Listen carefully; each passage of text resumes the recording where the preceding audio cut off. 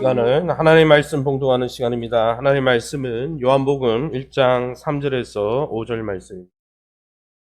요한복음 1장 3절에서 5절 말씀, 제가 갖고 있는 성경으로는 신약 141면에 나와 있습니다. 신약 성경 141조.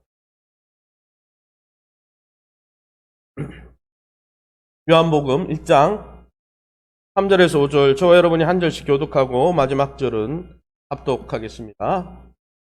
만물이 그로 말미암아 지은 바 되었으니 지은 것이 하나도 그가 없이는 된 것이 없느니라. 그 안에 생명이 있었으니 이 생명은 사람들의 빛이라. 같이 읽습니다. 빛이 어두움에 비치되 어둠이 깨닫지 못하더라. 아멘. 그 사람 축복합니다. 하나님이 성도님을 축복하십니다. 하나님 안에 거하세요. 할렐루야. 오늘은 요한복음 1장 3절에서 5절 말씀 가지고 생명의 주인 예수 그리스도라는 제목으로 말씀을 함께 나누기 원합니다. 성경에는 예수님에 대한 책 4권이 있습니다. 마태, 마가, 누가, 요한복음이죠. 각 복음서는 저마다 독특한 도입부를 갖고 있습니다. 마태복음은 유대인들에게 쓰여졌기 때문에 아브라함과 다윗의 족보를 통해서 예수님이 유대인의 왕으로 오셨다는 것을 증거하면서 복음서가 시작되고, 마가복음은 이에 비해서 그 유대인의 왕일 뿐 아니라 바로 그 예수님은 하나님의 아들이시다라는 소개로 시작됩니다. 또 누가복음은 이방인들에게 쓰여졌기 때문에 데오빌로 각하, 로마의 아주 높은 고위 관리에게 이 편지를 쓰면서 얼마나 이 예수 그리스도에 대한 사실이 확실한지를 설명하는 글로 그 복음서가 시작되고 있습니다. 그러나 사도 요한은 새 복음서와는 달리 태초부터, 만세 전부터, 창조 전부터, 천지 창조 전부터 존재했던 로고스, 창조의 원리이자 창조자 되시는 로고스 하나님으로 성부 하나님과의 관계를 통해서 이 복음서를 시작하고 있습니다. 예수님의 정체성과 사역을 사도 요한이 경험한 그 내용을 바탕으로 간결하지만 아주 신학적으로 깊은 내용을 다루고 있는 이유는 초대교회에 이제 사도 요한 외에는 예수님을 만나 증거할 사람이 남아있지 않았고, 이제 앞으로 초대교회가 각종 이단이나 거짓 사상에 이 침투 가운데 있었기 때문에 교회를 보호할 목적으로 신학적으로 또 그 잘못된 부분들을 경계하는 면에서 이렇게 정리해서 쓰고 있죠. 그러면 오늘 본문에 사도 요한이 우리에게 증거해주는 예수 그리스도는 어떤 분이실까요? 오늘 본문을 통해서 우리가 붙들고 또 영적으로 붙잡아야 될 영적 진리가 무엇입니까? 첫 번째 우리가 알 수 있는 것 하나는 예수님에 의해서 창조된 모든 만물은 예수님을 통해서만 생명을 유지할 수 있다는 것이죠. 예수님은 모든 만물의 생명을 주실 뿐 아니라 그 생명의 유인이 되신 분이 바로 우리 예수님이라는 것입니다. 요한복음 1장 3절에서 4절 우리 한 목소리로 읽어보겠습니다. 만물이 그로 말미암아 지은 바 되었으니 지은 것이 하나도 그가 없이는 된 것이 없느니라. 그 안에 생명이 있었으니 이 생명은 사람들의 빛이라. 아멘. 사도 요한은 1절과 2절 말씀에 우리가 이미 설교 들은 내용대로 창조의 원리 대신, 창조의 말씀 대신 로고스 예수님이 어떤 분이라고요? 천지 창조 이전부터, 아주 태고 전부터, 태초부터 성부 하나님과 계신 하나님이셨다. 이렇게 창조 이전에, 천지 창조 이전에 예수님이 어떤 분이셨는지를 설명했습니다. 그런데 이 창조 이전에, 창세 이전의 시점에서, 이전은 오늘 본문의 3절부터 창조 시점, 천지 창조 때는 그분이, 창세 이전에는, 태초에는 어떤 분이셨는지를 소개하다가 이제는 창조 시점에서 예수님이 어떤 분인지를 소개하고 있습니다. 그러면 천지 창조 당시에 예수님은 어떤 분이셨습니까? 오늘 성경에 보니까 3절에 만물이 그로 말미암아 지은 바 되었다 했습니다. 로고스이신 예수님은 모든 만물을 창조하신 분이라는 거죠. 성부 하나님께서 성자 예수님께 위임해서 모든 만물이 예수 그리스도를 창조되도록, 예수 그리스도를 통해 창조되도록 허락하시고 그 안에서 성부 하나님과 함께 창조사역에 동참한 분이라는 것이죠. 그것이 바로 3절 상반절의 말씀이죠. 사도 바울은 이러한 사실을 좀 더 강조하고 싶었던 것 같습니다. 그래서 3절 하반절에 뭐라고 되어 있습니까? 지은 것이 하나도 그가 없이는 된 것이 없느니라. 그냥 만물이 예수님 통해서 지어졌다 하면 되는데 더 나아가서 만물 중에 예수님 통하지 않고 이 세상에 존재하는 어떤 것도 이 세상에는 단 하나도 없다라는 거예요. 우리가 눈앞에 보이는 것이나 우리의 보이지 않는 세계나 존재하는 모든 것은 누구를 통해서요? 예수 그리스도를 통해서 지음받은 존재라는 것이죠. 사랑하는 성도 여러분, 예수님을 통해서 우리가 보는 세상의 모든 만물이 지음을 받았습니다. 우리가 보이지 않는 영의 세계나 천사의 세계나 심지어 마귀까지 또 심지어 어떻습니까? 우리의 영혼과 마음까지도 예수 그리스도를 통해서 지어졌다는 거예요. 예수님은 이처럼 천지 만물의 창조주이시라는 것이죠. 만물의 주인이십니다. 이러한 사실을 사도 요한뿐 아니라 사도 바울도 이렇게 설명했죠. 골로새서 1장 16, 17절 쉬운 성경에 이 모든 것이 모든 만물이 그리스도에 의해 창조되었으며 또 그리스도를 위해 창조되었습니다. 그리스도는 모든 것이 생기기 전에 창세 전에 이미 계셨으며 이 세상 모든 만물이 그분에 의해 유지되고 있습니다. 예수님은 그 창세 때 모든 만물을 만드셨을 뿐 아니라 지금도 그 모든 만물이 유지되도록 붙들고 계신 분이라는 것이죠. 사도 요한은 여기에서 한 걸음 더 나아가고 있습니다. 천지를 창조하신 예수님이 어떻게 지금도 모든 만물을 붙들고 계시고 유지하고 계신지 그것을 이렇게 설명하고 있죠. 4절 상반절입니다. 현대인 성경을 제가 읽어보겠습니다. 그리스도 안에 생명이 있었으니 이 생명은 인류의 빛이었다. 예수님을 창조주로 소개한 이 사도 요한이 4절에 뭐라고 이야기하고 있습니까? 예수님 안에, 그분 안에 뭐가 있어요? 생명이 있다라고 말씀하고 있다는 것입니다. 이 말은 무슨 말이냐? 예수님께서 천지 만물을 지으시고 그 만물 안에 무엇을 불어넣으신다는 거예요?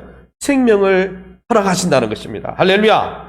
만물이 생명을 얻고 생명체로 능동적으로 움직이고 사역할 수 있도록 유지될 수 있도록 생명을 공급하시는 분이라는 거예요. 생명을 공급하심으로 우리의 삶과 우리 인생과 우리 모든 만물이 유지되고 있다는 거예요. 그래서 이것은 우리 인생도 예외가 아니라는 것이죠. 사도행전 17장 28절에 사도 바울이 그 유럽의 도시들의 복음을 선교하면서 뭐라고 이야기했습니까? 이렇게 설명하고 있습니다. 우리가 그를 힘입어 예수를 힘입어 살며 기동하며 존재하느니라. 이걸 쉬운 성경에 이렇게 번역하고 있습니다. 우리는 성자 하나님 안에서 살고 있고 성자 하나님 안에서 움직이며 존재하고 있습니다. 예수님 때문에, 예수님이 부어주시는 그 생명 때문에 우리의 삶이 유지되고 여러분 또 유지되고 있다는 것이죠. 할렐루야. 이처럼 모든 만물은 예수님의 손에 의해서 창조되었고 그분의 생명으로 지금 삶을 유지하고 있는 것입니다. 내가 더 그렇게 여러분 내가 돈 많이 가졌다고 내가 더 살고 싶다고 생명을 연장할 수 없습니다. 내 마음대로 내 생사화복을 주장할 수가 없어요. 그 생명을 주관하는 분은 오로지 로고스 대신 예수님의 주권하에 그 생명이 달려있고 그 생명이 유지된다는 것입니다. 그러기 여러분 우리가 아무리 많은 것을 가지고 우리가 아무리 어려운 상황에 있다 할지라도 우리의 생명과 우리 인생의 생명을 넉넉히 주신 분은 우리의 환경과 물질과 우리 주변에 있는 어떤 소유가 아니라 바로 예수 그리스도가 우리의 생명의 주인인 줄 믿으시기 바랍니다. 이걸 뒤집어 놓고 생각하면 반대로 어떻게 또 생각할 수 있습니까? 우리를 지은 분도 예수님이고 우리에게 생명을 불어넣어서 우리의 생명이, 우리의 인생이 생명이 넘치도록 해주시는 분도 예수님이라면 반대로 생각하면 예수님 떠나면 어떻게 될까요? 예수님과 좀 등지고 살면 어떻게 될까요? 예수님과 머리로는 끄떡이면서 실제로는 동행하지 않으면 어떻게 될까요? 사실 죄의 영향 가운데 있는 이 세상 사람들은 예수님 믿지 않습니다. 죄가 뭡니까? 하나님으로부터 떨어지다는 뜻이니까 하나님 믿지 않습니다. 그런 세상 사람들은 예수님 믿지 마. 하나님 믿지 마. 하나님은 약간 꼰대 같아. 요즘 뭐 어른들 보고 그러잖아요. 나 때는 그래서 그런 이야기하면 싫어하잖아요. 자꾸 간섭하려고 그러고 이렇게 살아라 저렇게 살아라 그러고 하나님도 그런 분 아니야. 예수님도 그런 분 아니야. 예수님 버리고 살아. 하나님 버리고 살아. 그게 자유야. 그게 행복이야. 그게 유토피아야. 세상 사람들 그렇게 이야기하죠. 그것이 자유와 행복이라고 호도합니다. 그러면 정말 우리를 창조하신 예수님, 우리에게 생명을 부어주셔서 생명이 넘치게 하시고 생명이 유지되게 하시는 이 예수님 떠나면, 예수님의 품을 떠나면, 그래서 내 마음대로 살고 내 의지가 원하는 대로 살면 행복할까요? 물어봅시다. 실제로 성경에는 하나님의 품을, 처음에는 하나님 뜻대로 잘 살다가 하나님의 품을 떠나 인생이 원하고 바라는 것 다 가지고 누렸던 사람이 하나 있습니다. 누굽니까? 우리가 요즘 새벽에 묵상하고 있는 전도서의 저자인 솔로몬입니다. 솔로몬이 어떻게 이야기하고 있습니까? 전도서입니다. 전도서 2장에 이렇게 말씀하고 있죠. 제가 밑줄 친 부분만 읽어보겠습니다.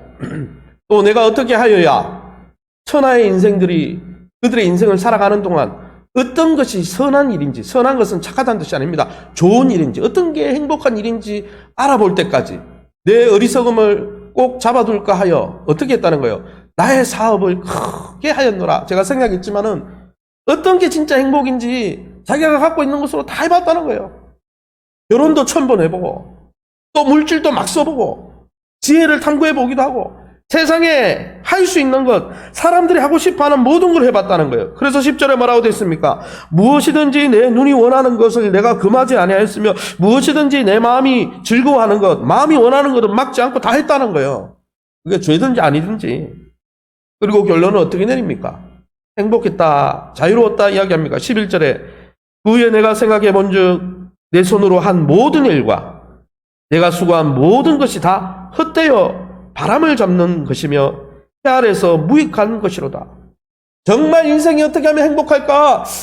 솔로몬만큼 돈 가진 사람이 누가 있었습니까? 솔로몬만큼 지혜로운 사람이 누가 있었어요? 솔로몬만큼 국제적인 리더십을 세워서 국제연맹을 세운 사람이 누가 있었어요? 없었어요. 그런데 그가 자기가 원하는 대로 하나님을 떠나서 하나님만 제외해놓고 자기가 원하고 바라는 대로 다 해봤는데 헛되다는 거예요. 공허하다는 거예요. 만족시키지 못한다는 거예요. 인생이 슬프다는 거예요. 그리고 그는 전도서 12장에 결론을 내립니다.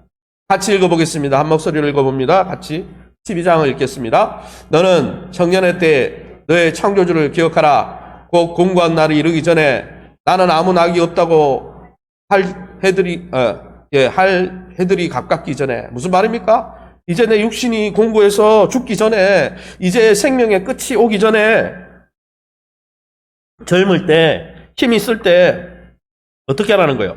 창조주를 기억하고 창조주 대신 예수 그리스도 품 안에 거하라는 거예요. 왜요? 그게 헛되지 않는 삶이라는 거예요.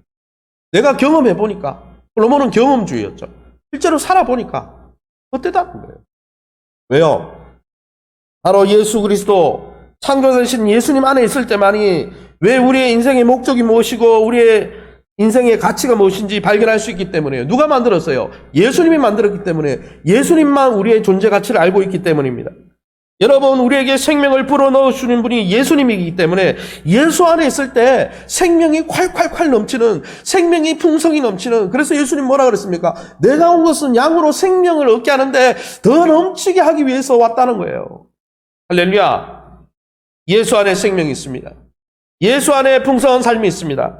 예수 안에 참 행복과 인생의 만족이 있습니다. 할렐루야. 이걸 믿는 게 기독교 아닙니까? 왜요? 예수님이 우리를 지으셨고 예수님이 우리의 삶이 유지되도록 생명을 공급하시는 분이기 때문에. 그분을 떠나면 아무것도 아닌 거예요. 차가 주유소에 가지 않고 기름을 채우지 않고, 여러분, 나는 바빠, 나는 인생이 바빠 그러면서 앵고가 나고 바닥이 떴는데 계속 불이 들어오는데 계속 달려보세요. 행복합니까? 움직일 수 없는 거예요. 예수님을 떠나서는, 예수님을 통해서 성령의 기름 부음을 받지 않고는 움직일 수 없는 거예요. 할렐루야. 사랑하는 성도 여러분, 우리의 인생의 모든 것이 예수님으로 인해서 지음받았다는 것을 기억하고 있습니까? 우리의 모든 인생이 예수님으로 인해서 창조되었을 뿐 아니라 예수님이 공급하시는 생명의 능력으로 지금 유지되고 있음을 기억하십니까? 정말 그것을 자각하고 믿습니까? 오직 예수 그리스도 안에 거하는 것이 그러기에 인생의 의미와 목적을 찾을 수 있는 유일한 길이고, 예수 안에 거할 때만이 인생의 참 행복과 가치를 누릴 수 있는 유일한 방법이라고 사도 요한은 우리에게 권면하고 있다는 것입니다. 반대로 예수님을 떠나 산다면 종교적으로 우리가 종교 행위를 하고, 그러나 평소에는 예수님을 전혀 상관없이 살고 있다면, 여러분, 예수님을 떠난 그 즉시 우리의 인생의 가치와 목적은 찾을 수 없고, 예수님을 떠나는 순간, 종교인일지 몰라도 예수님과 동행하지 않는 순간 우리의 인생은 생명력을 잃어갈 수밖에 없다라는 거예요. 살아있으나 죽은 자와 같은 그런 존재로 무기력하게 살 수밖에 없다라는 것입니다. 아무쪼록 우리의 창조자 되시고 우리에게 생명력을 불어넣어 주셔서 우리의 삶이 유지케 되게 하시는 예수님 앞에 나아가 그분 안에 거하며 그분과 교제하시기 바랍니다. 할렐루야. 그 그리스도 안에서 하나님이 허락하신 인생의 목적과 가치를 깨닫고 주님이 부어주시는 생명이 넘치는 행복한 삶, 헛되지 않고 복된 삶, 만족스러운 삶을 다 살 수 있는 저와 여러분 다 될 수 있기를 예수님의 이름으로 축원합니다. 그러면 여러분, 우리가 그렇게 살아가고 싶은데 사실 이 세상은 하나님을 거부하잖아요. 이 세상의 주류는 하나님을 거부하고 거절하는데, 이렇게 하나님을 거부하고 거절하는 세상의 문화 속에서 우리가 살아가고 있는데, 이런 하나님을 거부하는 세상 속에서 어떻게 하면 예수님이 허락하시는 생명과 기쁨을 누릴 수 있을까요? 두 번째, 사도 요한이 우리에게 권면해 주는 것은 어둠 가득한 이 세상에서 생명을 계속 누리려면 빛 대신 예수님의 조명하심, 예수님의 비추심과 인도를 받을 때, 그것을 받아들일 때 우리가 생명을 누릴 수 있다는 것입니다. 할렐루야. 요한복음 1장 4절 5절 한 목소리로 읽어봅니다. 그 안에 생명이 있었으니 이 생명은 사람들의 빛이라. 빛이 어둠에 비치되 어둠이 깨닫지 못하더라. 아멘. 사도 요한은 예수님을 1, 2절에 특별히 오늘 본문의 3절에 만물을 창조한 분이다. 그리고 뭐라고 했습니까? 4절에 나오는 대로 그 창조한 만물에 생명을 주셔서 우리 인생과 삶이 유지되도록 해주시는 분이 예수님이다. 이렇게 소개했습니다. 소개하다가 근데 오늘 본문에는 이제 드디어 오늘 읽은 본문에 보면 이제 이 예수님이 허락하시는 이 생명 사역을 빛의 관점에서 설명하고 있다는 거예요. 예수님이 주시는 그 생명을 빛의 관점에서 해석하고 있습니다. 그래서 뭐라고 되어 있습니까? 1장 4절 하반절에 이 생명은 사람들의 빛이다. 5절에 빛이 어둠에 비친다라고 예수님의 생명에 대해서 설명합니다. 사실 이 빛이라는 존재는 창세기 1장에 나오는 하나님의 창조 사역을 가장 잘 보여주는 존재가 빛입니다. 하나님이 로고스인 예수님을 통해서 이 땅에 가장 먼저 만든 존재가 무엇입니까? 빛이 있으라 하셨어요. 이 빛은 어둠을 비추는 역할을 하죠. 창세기 1장 1절에서 4절에 그래서 이렇게 예수님을 통해서 이루어진 천지 창조에 대해서 이렇게 설명합니다. 최초에 하나님이 천지를 창조하시니라. 예수님을 통해 창조하신 거죠. 창조하셨을 때 어땠습니까? 처음에 땅이 혼돈하고 공허하고 공간은 있었지만 무질서했다는 거예요. 그 무질서한 공간에 어떤 일이 있었어요? 흑암이, 아주 침침한 어둠이 깊이 둘러섰다라고 이야기합니다. 3절에 하나님이 이 무질서하고 흑암이 가득한, 어둠이 가득한 공간을 향해서 제일 먼저 하신 사역이 뭡니까? 하나님이 이르시되 말씀을 통해서, 로고스 되신 예수님을 통해서 뭘 창조하셨어요? 빛이 있으라 하시니 빛이 있었고, 그 빛이 무엇을 비추었을까요? 이 흑암으로 가득한 공간을 비추기 시작했는데 4절에 그 비추는, 흑암을 비추는 빛을 보시고 하나님이 보시기에 좋았더라 라고 말씀하고 있다는 것이죠. 사랑하는 성도 여러분, 사도 요한은 이 예수님을 통해서 과거 있었던 천지 창조 때 이 창조의 가장 첫 번째 사역인 빛의 창조를 이렇게 끌고 오는 것이죠. 그러면 사도 요한이 로고스 대신 예수님의 생명 사역을 왜 어둠을 비추는 빛의 사역으로 설명하려고 하는 걸까요? 예수 안에 있는 생명을 왜 사람들의 빛이라고 설명하는 것입니까? 요한복음 1장 4절에 이렇게 돼 있죠. 분명히 그 안에는 생명이 있으니, 예수 안에 생명이 있는데 이 생명은 사람들의 빛이다 했어요. 사실 이 빛과 생명이라는 표현은 우리는 이게 이해가 안 됩니다. 빛하고 생명하고 좀 남다른, 전혀 다른 컨셉인데 이게 왜 같이 튀어나오지? 그러나 구약 성경은 이미 이 빛과 생명을 같이 혼용해서 쓰고 있는 것을 알 수 있습니다. 욥기 3장 20절에 어찌하여 고난당하는 자에게 빛을 주셨으며 마음이 아픈 자에게 생명을 주셨는고. 욥기에 보니까 이 마음이 아프고 슬프고 마음이 좌절하거나 육체가 상한 자, 이제는 거의 죽음에 이른 자들에게 생명을 주시는 사역을 뭐를 주시는 사역이라고 대등하게 설명하고 있습니까? 빛을 준다라고 설명하고 있습니다. 시편 36편 9절에도 진실로 생명의 원천이 주께 있사오니, 생명의 근원이, 생명의 능력이 하나님께 있으면 생명을 누리게 도와주십시오. 내가 죽어가고 있습니다. 생명을 누리게 해주십시오. 이렇게 이야기해야 되는데 뒷구절에 뭐라고 되어 있습니까?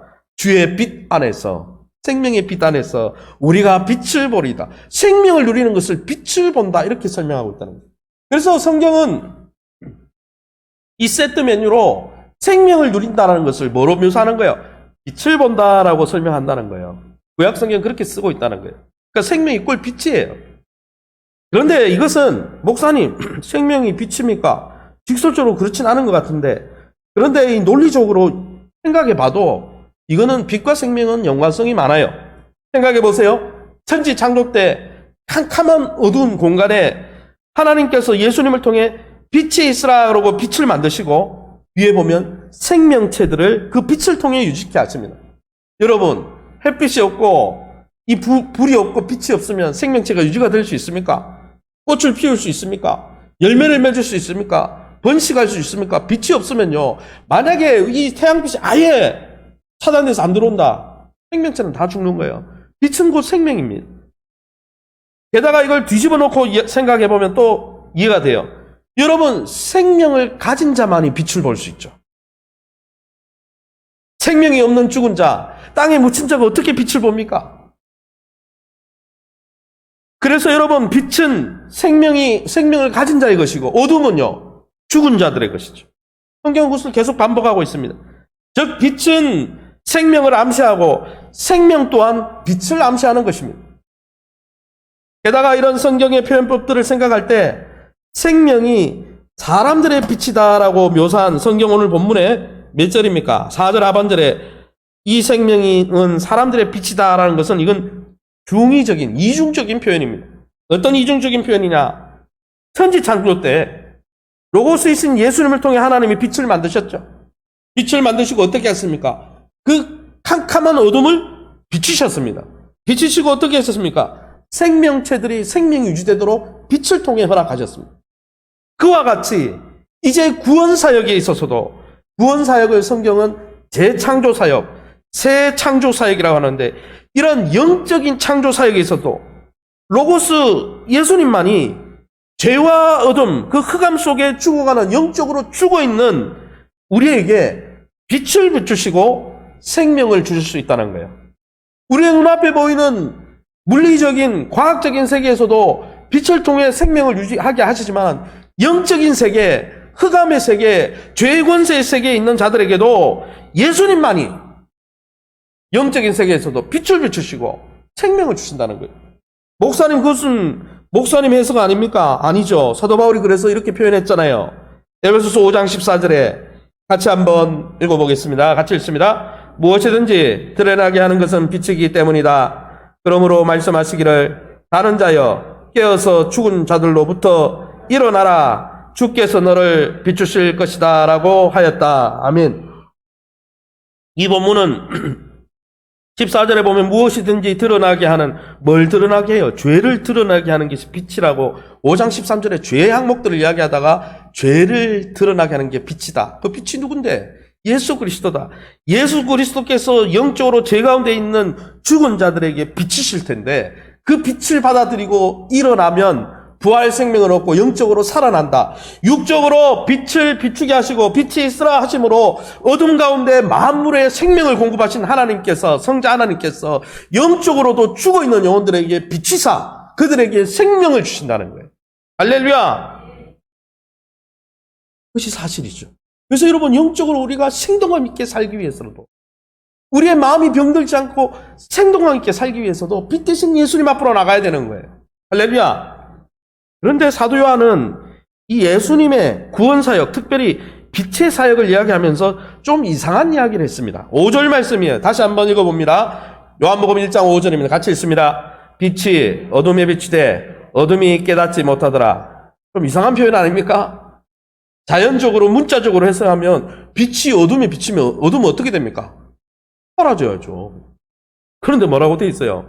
빛이 어둠에 있으면 빛의 존재감 때문에 어둠은 사라지고 어둠은 영향을 받게 되는데, 성경은 오히려 빛이 어둠에 비쳤는데 어둠이 깨닫지 못한다, 빛을 느끼지 못하고 의식하지 못하고 자각하지 못한다, 이렇게 이야기하고 있어요.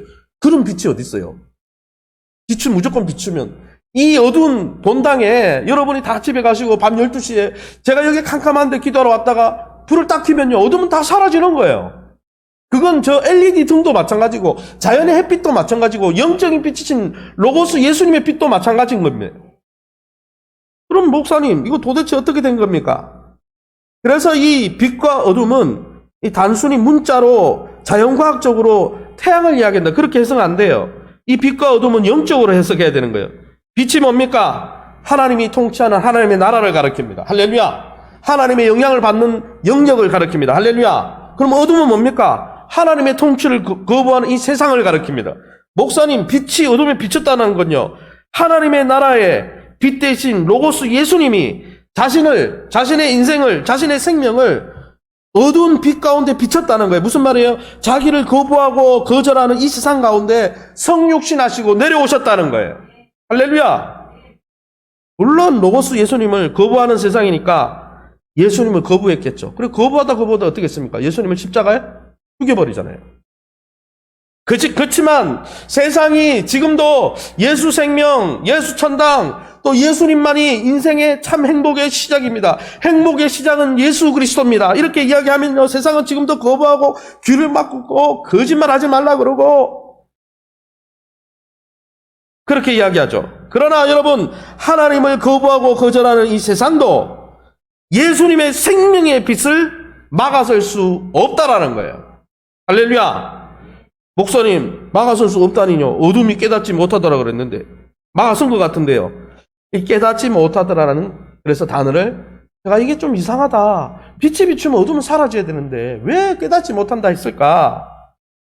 물론 세상 사람들이 예수님을 이해하지 못한다는 뜻도 될 수 있지만, 이 깨닫지 못하다라는 단어에 깨닫다라는 헬라어를 찾아봤습니다. 카탈람바노라는 단어를 썼는데 이게 두 가지 뜻이 있어요. 첫 번째 뜻은 여러분이 알다시피 지금 지각하고 이해하다는 뜻이에요. 느끼다는 뜻이죠. 그런데 두 번째 뜻이 중요한데, 두 번째 뜻이 뭐냐면 적대적인 방법으로 상대방을 압도하고 제압해서 빼앗다라는 뜻이에요. 다른 사람이 갖고 있는 것을 경기를 하든 전투를 벌이든 빼앗아서 내 것으로 삼다라는 뜻입니다. 목사님, 그 뜻은 성경 본문에 전혀 없는데요. 그래서 세번역 성경은 두 번째 뜻을 채용해서 이렇게 번역하고 있습니다.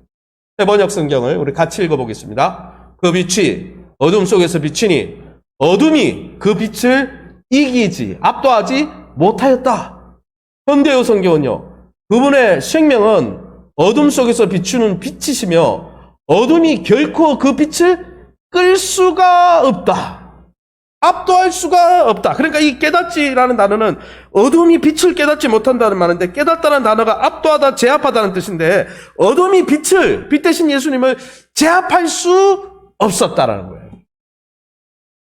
제압한 것처럼 예수님은 십자가에 죽였지만 부활하시고 살아나셔서 그 어둠의 빛을 완전히 물리치신 것이죠. 그러기에 여러분, 어둠이 빛을 깨닫지 못했다는 것은 어둠이 빛을 압도하거나 이길 수 없었다는 거예요.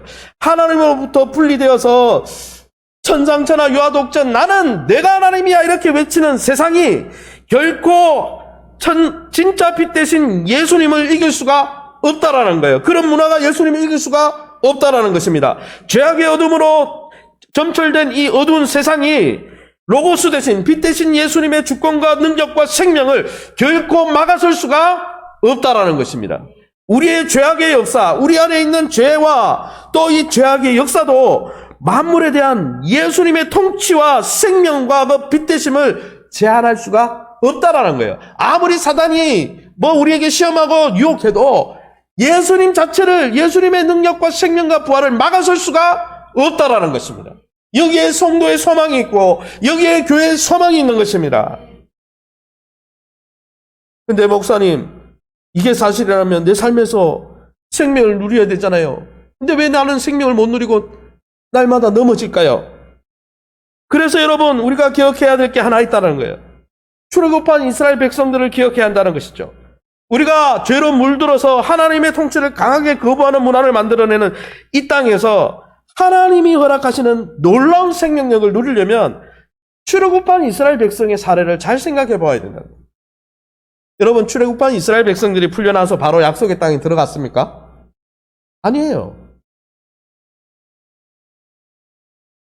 10가지 재앙을 통해서 종살이 하던 그들이 마지막에는 세마포 그들의 문설주에 어린 양 보혈 예수님의 피를 바르고 완전히 출애굽했잖아요. 출애굽했으면 바로 가나안 땅에 들어가서 막 과실을 따먹고 막 이래야 되는데 성경은 그렇게 나오지 않습니다. 바로 약속의 땅에 들어가지 못하고 그들은 광야 생활을 거쳤습니다. 마치 우리가 예수님 앞에 부름받고 저 천국의 놀라운 영광을 누리지 못하고 이 땅에 잠시 성화 기간을 거치는 것과 같죠. 그런데 여러분, 그들이 생활했던 광야는 어떤 곳입니까? 불뱀과 정갈만이 있는 곳이라고 성경 기록하고 있고 물 없는 사막과 같은 광야입니다. 실제로 유대 광야 가보세요. 저도 가봤지만 없어요, 물. 그래서 그 이스라엘 백성들은 하나님을 생수의 근원이라 말하는 이유가 물이 귀한 나라거든요. 중동 지역은. 물 한 병이 기름 1리터보다 비싸잖아요. 물이 비싸잖아요. 그런데 여러분, 불뱀만 있고 정갈만 있고 물 없는 사막과 같은 생존 자체가 힘든 이 광야, 사막과 같은 광야에서 그들의 생명이 어떻게 유지됐습니까? 그들이 다 죽었어요. 200만 명이 40년 동안 살았는데 죽었습니까? 안 죽었잖아요. 그들의 생명이 어떻게 유지됐습니까? 그들을 빛으로 인도하시는, 생명 가운데 인도하시는 하나님의 인도를 수용했기 때문에 하나님이 그들에게 로고스 하나님이 생명을 공급하시고 그들의 생명에 필요한 만나와 메추라기를 부으시고 반석에서 생수가 나게 하시고 그들의 삶의 환경이 유지될 수 있도록 도와주셨다는 것이죠. 할렐루야. 그래서 출애굽기 13장 21절에 뭐라고 되어 있습니까? 우리 같이 한번 읽어보겠습니다. 여호와께서 그들 앞에서 가시며 낮에는 구름 기둥으로 그들의 길을 인도하시고 밤에는 불 기둥으로 그들에게 비추사 낮이나 밤이나 진행하게 하시니 아멘. 이 본문은 잘 아시는 본문이죠. 불합한 이스라엘 백성이 내비게이션도 없고 나중에는 이제 모세도 죽고 지도자도 죽고 하니까 의심이 되죠. 하나님, 어떻게 우리가 처음 가보는 길인데 430년 만에 가는 길인데 누가 지도도 없잖아요. 그 엄청난 길이를. 그런데 하나님은 어떻게 했냐면 그들 앞에서 가시면 2000규빗이나 앞에서 불기둥과 구름기둥이 2000규빗 앞에서 이스라엘 백성이 다 볼 수 있도록 낮에는 불기둥, 밤에는 낮에는 구름기둥, 밤에는 불기둥이 떠올랐다 그랬어요. 그런데 이 구름기둥, 불기둥, 하나님의 임재를 상징하는 하나님의 영광을, 쉐키나 하나님의 영광을 상징하는 이 불기둥과 구름기둥이 어디에 떠올랐습니까? 그것을 레위기가 이렇게 설명하고 있죠. 제가 읽어보겠습니다. 레위기 성경 16장 2절입니다. 여호와께서 모세에게 이르시되 내 형 아론에게 이르라. 성소, 휘장한 지성소를 이야기합니다. 법궤 위, 언약궤를 이야기하죠. 법궤 위 속죄소 앞에 아무 때나 들어오지 말라. 그리하여 죽지 않도록 하라. 왜? 법궤가 모셔진 지성소에 아무나 함부로 들어가면 안 됩니까? 이는 왜냐하면 내가 구름 가운데서, 아까 구름 기둥을 이야기합니다. 하나님의 임재를 상징하는 구름 가운데서 속죄소 위에 나타납니다. 속죄소 위에 성막이 있는데 성막 안에 지성소 안에 법궤가 있는데 속죄소 위에 떠오르는데 속죄소는 뭐냐면 법궤 뚜껑을 이야기합니다. 그 법궤 뚜껑이 하나님의 보좌를 왕자를 이야기하거든요. 왕이 앉는 자리. 그런 모양으로 만들어져 있습니다. 팔걸이가 있고 팔걸이는 이 그룹들이 이렇게 딱 돼 있죠. 그러니까 한마디로 법궤 위에 구름 기둥이 떠올랐다. 그런데 이 법궤가 성막이 하나님이 움직이지 않을 때는 성막에 불기둥이 떠올랐어요. 구름기둥이 떠오르고. 그런데 이제 진을 해체하고 행진할 때 어떻게 합니까? 다 해체하죠. 해체하고 법궤만 뭡니까? 제사장들이 6명이 메고 이스라엘 진 2000규빗 앞에 먼저 진행합니다. 아까 이야기했죠. 앞서 불기둥이 떠올랐고, 그러면 어디에 떠오른 거예요? 말씀 위에, 언약궤 위에, 로고스 하나님의 말씀 위에 불기둥이 떠올라 캄캄한 광야길을 그 빛의 인도를 받아서 갔다는 거예요. 빛의 인도를 통해서 가니까 그들이 여러분 불뱀과 정갈과 사람이 생존할 수 없는 환경이었지만 하나님이 그 빛의 조명을 통해서 빛의 조명을 받고 따라오는 그들의 생명을 보존하시고, 로고스 하나님의 말씀을 쫓아갈 때 그 로고스 대신 예수 그리스도께서 로고스 말씀을 쫓아가는 그들의 생명을 공급하시고 그들을 인도해 주셨다는 거예요. 할렐루야. 이것을 잘 알고 있었던 구약 시편 기자는 그것을 이렇게 묘사했습니다. 시편 119편 105절에 우리 같이 한 목소리로 읽어보겠습니다. 주의 말씀은 내 발의 등이요 내 길의 빛이니이다. 하나님의 언약궤 위에 불기둥이 떠올랐는데 하나님의 말씀은 뭐라는 거예요? 등불이라는 거예요. 빛이라는 거예요. 로고스 대신 예수님은 우리의 빛이십니다. 할렐루야. 잠언 6장 23절에 이걸 좀 더 구체적으로 이야기했어요. 같이 읽어봅니다. 대저 명령은 등불이요 법은 빛이요 훈계의 책망은 곧 생명의 길이라. 명령, 법, 훈계의 책망 다 하나님의 율법 말씀을 이야기하는 거거든요. 로고스 하나님의 말씀은 뭐라는 거예요? 우리의 인생의 등불이 된다는 거예요. 빛이 된다는 거예요. 캄캄한 인생길, 광야와 같은 눈물 골짜기 인생길, 처음 살아보는 인생길 가운데 죄가 간영해서 하나님의 뜻대로 살지 못하게 해서 하나님의 생명을 누리지 못하게 하는 이 인생길 가운데 하나님께서 로고스, 하나님의 말씀 되신 예수 그리스도를 통해서 우리에게 스포트라이트를 비춰주는데 그 빛을 쫓아가기만 해도 생명을 누리는 생명의 길로 간다는 거예요. 할렐루야. 여러분, 하나님의 말씀인 로고스 예수님은, 말씀이신 예수님은 지금도 우리의 삶을 환한 빛으로 비추고 계십니다. 믿으시면 아멘. 그 빛 대신 예수님을 가까이 하고 그 빛 대신 예수님의 여러분 음성에 귀를 기울이고 그 예수님의 말씀에 귀를 기울이며 청종할 때 어두운 광야 인생길 가운데도 길을 잃지 않는다는 것이죠. 여러분, 예수님을 쫓아갈 때 우리의 삶 속에 정말 척박한 광야 같은 인생길이지만 생명을 잃지 않고 생명이 넘치는 인생을 살 수 있다는 것입니다. 죄 많은 이 세상 가운데서도, 어두운 이 세상 가운데서도 여러분 빛 대신 예수님의 조명을 받을 때 죄에 더 이상 종노릇하지 않는 영적 자유를, 영적 건강을 누릴 수 있다는 것입니다. 그렇지 않고 빛의 조명을 받지 않고 빛의 인도를 받지 않고 그냥 나는 세상의 흐름대로 갈 거야. 그럼 어떻게 됩니까? 영의 건강, 육의 건강, 마음의 건강 다 잃는 거예요. 왜요? 로고스 예수님만이, 빛 대신 예수님만이 생명을 주시기 때문에. 제 말씀을 정리하겠습니다. 사랑하는 성도 여러분, 빛 되시고 생명 되신 로고스, 말씀이신 예수 그리스도를 매일 사모하고 갈망하며 교제하고 있습니까? 종교생활을 이야기하는 게 아니고 정말 예수님을 만나고 싶어서 무릎 꿇고 그분 앞에 나가고 있습니까? 물론 종교생활하고 같아질 수도 있죠. 내가 이 예배 시간을 그렇게 활용한다면. 그러나 점 찍고 간다면 이 시간은 그 시간이 안 될 수도 있어요. 여러분, 우리의 생명 되신 예수 그리스도의 말씀에 귀를 기울이고 그분의 인도를 갈망하며 그분의 조명하심, 그분이 우리의 인생을 조명해 줄 때 그 조명을 받아들이고 있습니까? 온 우주를 창조하사 생명을 지금도 공급하시는 예수님 안에 있을 때만이 우리 인생도 생명력으로 넘칠 수 있습니다.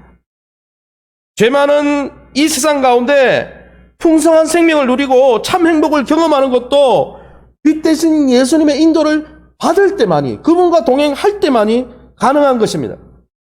여러분, 예수님의 생명력과 권세는 우리의 죄악과 실수와 세상의 불의함도 결코 막을 수가 없습니다.